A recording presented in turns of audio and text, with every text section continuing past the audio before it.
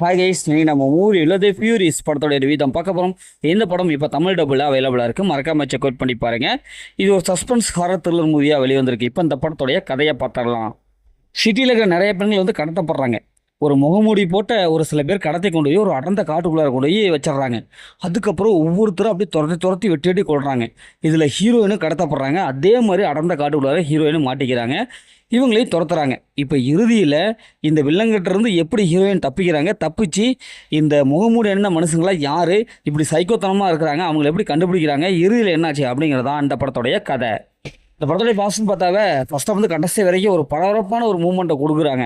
எப்படியாவது ஹீரோயின் தப்பிச்சாகணும்ப்பா இந்த மாஸ்க் மனிதன் கிட்டது அப்படின்னு சொல்லிட்டு நம்மளை படத்தோடைய ஒன்றி வச்சிடறாங்க. அது நல்லாவே இருக்குது. ஃபஸ்ட்டாக வந்து கடைசி வரைக்கும் கிளைமேக்ஸ் வரைக்கும் நல்லாவே இருக்குது. படத்தில் ஓடுறாங்க ஓடிக்கிட்டே இருக்காங்க. அதுவும் அந்த முகமூடி அணிஞ்ச மனிதன்லாம் பார்க்கும்போது கொடூரமாக இருக்கான். எல்லாத்தையும் துரத்தி அப்படியே வெட்டுறான். அப்படியெல்லாம் பார்க்கும்போது அதாவது ரணகலமாக பண்ணியிருக்காங்க, ராவாக பண்ணியிருக்காங்க. அது பார்க்கறது நல்லாவே இருக்குது.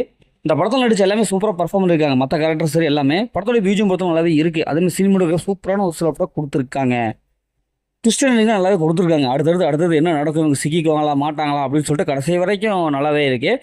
ஹீரோயின்ஸ் கட்சி போட்டு ஒரு சில பேர் அந்த முகமூடி மனிதனை அப்படியே போட்டு தள்ளுறதால நல்லாவே இருக்குது. ஒரு சில பேர்த்த இவங்களும் எது தடிப்பாங்க, அது நல்லாவே இருக்குது. கை கடிச்ச கட்டையெல்லாம் தூக்கி அடிப்பாங்க. அந்த சீன்ஸ் நல்லாவே இருக்குது. இந்த படத்தோடைய மைனஸ்னு பார்த்தா செகண்ட் ஹாஃப் அந்தளவுக்கு இல்லை. அது கிளைமேக்ஸு என்னையா அது இப்படி ஒரு பரபரப்பான ஒரு கொடுத்து கடைசியாக முக்கியமான ஒரு கிளைமேக்ஸ் கொடுத்துட்டீங்களே அப்படிங்கிற மாதிரி தான் இருக்குது. கிளைமேக்ஸ் இன்னும் கொஞ்சம் பெஸ்ட்டாக கொடுத்துருந்தா படம் நல்லாவே வந்திருக்கும். அது செகண்ட் ஹாஃப் மிடில் சீன்ஸ் எல்லாம் இன்னும் இந்த பரபரப்பானலாம் போயிடுச்சு. திகில்லாம் போய் நார்மலான படமாக வந்துருச்சு. அது கொஞ்சம் தவிர்த்துருக்கலாம். இந்த படத்தில் அந்த மாதிரி சீன்ஸ் இல்லைனாலும் ஒரு சில சீன்ஸ்லாம் ஒரு மாதிரி இருக்குது, வயலண்டாக இருக்குது. அதனால் ஃபேமிலியாக பார்க்கலாமா வேணாமல் நீங்கள் முடிவு பண்ணிக்கங்க.